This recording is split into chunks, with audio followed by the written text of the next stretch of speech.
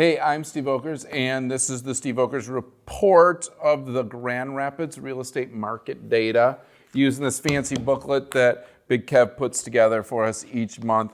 This is going to be talking about the month of April. I don't even know how to say that, Kev. Like, it can't be May, but it is. And the sun's out today and it's 70, so we're loving it. So this month's data, there's going to be a couple themes that I'm going to talk about. Ultimately, it is all over the place in my mind, just based on offers and what I'm doing with clients, but then also trying to figure out what the data tells us. So my word of the week is fickle. Fickle. I should probably Google that to make sure it's the right word, but ultimately for me, buyers are fickle is what I'm saying. And so what we're seeing in the marketplace, and we'll talk about the data, trying to prove that out a little bit, is that buyers are very narrow in what their wants and needs are right now. And if it doesn't fit within that narrow structure, they're passing those homes or they're not making offers on those.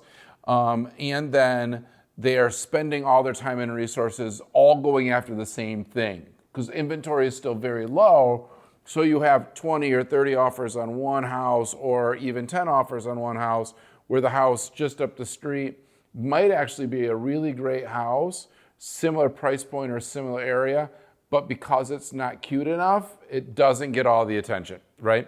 And so we'll talk a little bit about that, but I say buyers are fickle. The other thing we're seeing is price points are very much driven by where the market's going right now. So what I'm saying is anything under 300 is still very active. There's a lot of first-time home buyers still. Also move-down buyers where they're moving from out of state, moving here for grandkids or for just a great place to live. So we're seeing that as well. And so your under 300 is still very active. Once you get above 4, it gets a little tighter, and not as many people are in that price point right now.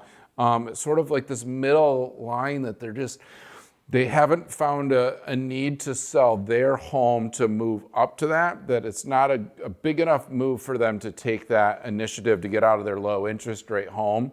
And then it's weird too because some of the stuff in the suburban areas that are in the 5 and 6s are also sitting. So it's like we've got a bottom market, and then you've got a really active luxury market right now in our area.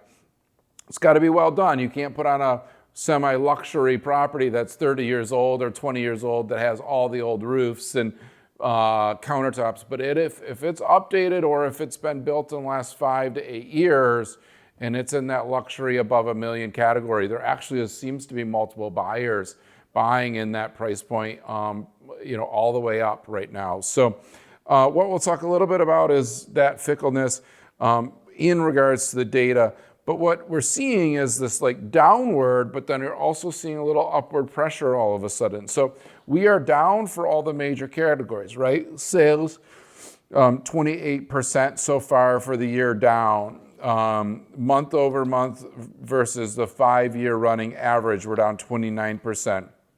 Year-to-date closed transactions down 23%. Year-to-date closing transactions, March over March, were 12%, right?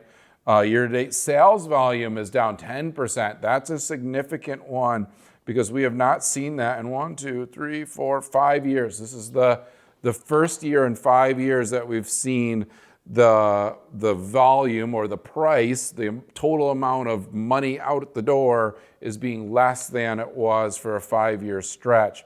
That is because of inventory, but it still is pretty significant to see that happen. Last year we just barely squeaked to break even. Medium sales price up 11%, so that is up, right? Which is weird, where you've got pricing is still up, just not enough volume to equal it.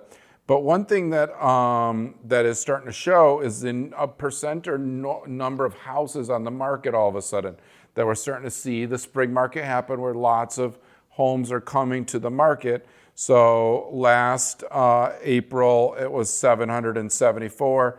This April, it's 1,012 of homes on the market to sell. So we are up compared to last year this time, and we're almost break even from the year before that, right? And then it shows that in another graph too.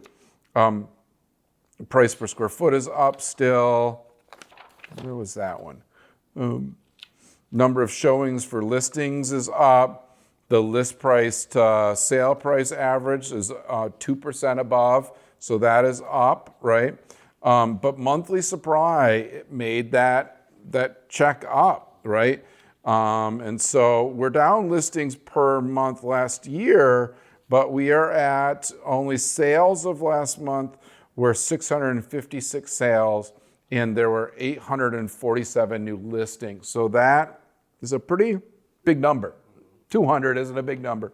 But in reference to the data, what we're seeing to have that stretch, that's what I'm talking about when I'm saying buyers are fickle, right? They are not buying everything up, right? Last year, this time, everybody was rushing for the interest rate issue, right? So let's see, last year at this time, this was April of 22, it was where we spiked to 5% interest rates, right? The month before that was 4.2, and the month before that was 3.8.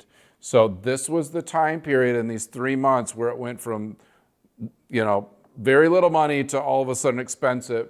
And so what we saw last year at this time is everybody was trying to close the deals that they had with interest rates that they had locked the month before at the 4%, right? So we don't have that anymore. The last 6 months, it's been pretty steady between 6 and 7% interest rate. That's pretty healthy. Everybody's generally understanding it.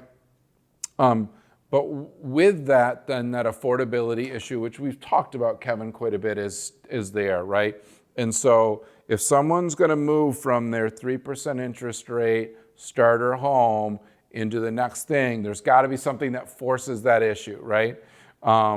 That inventory will sell, that starter home will sell, but the middle is where we're struggling, where that buyer that's in that starter home has to have kids or something in life change to get them to change that monthly price that they have to go to the other, right? So let's just say they bought in the last 5 years, they bought an Alger Heights house as an example. They probably bought it around 200 or so, and they're at a 3% or 3.5% interest rate. Their payment's like $1,100.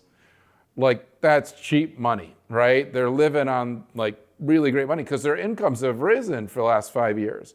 Well, they go to look in Byron Center at a $600,000 house, and yeah, they can sell that house for $300,000 or more, so they can put 20% down, probably from using the equity in their house. But even with 20% down, guess what? All of a sudden, now they're into a $3,800, $4,000 monthly payment, and that's a big lifestyle change. They have to have income to support that. They have to be willing to live that lifestyle and maybe ratchet down some other things, because that's a big jump from $1,100 to $4,000. And I think that's where we're seeing the buyers are fickle. They need it to be perfect. They do not want to move into something that needs new carpet. They don't want to move into something that needs to be repainted. They both are working. If it's a couple and it's family move into the suburbs, they're both working to support $4,000. You don't usually support $4,000 a month on one income. You can, but it's pretty hard, right? So that's where you're seeing these homes that are in the 600s and stuff sit a little bit longer, or they're just buying new construction. They're just saying, no, I'd rather, this is not a big enough spread for me of buying a 600. I might as well buy a 650 new to not have to deal with it, kind of a thing.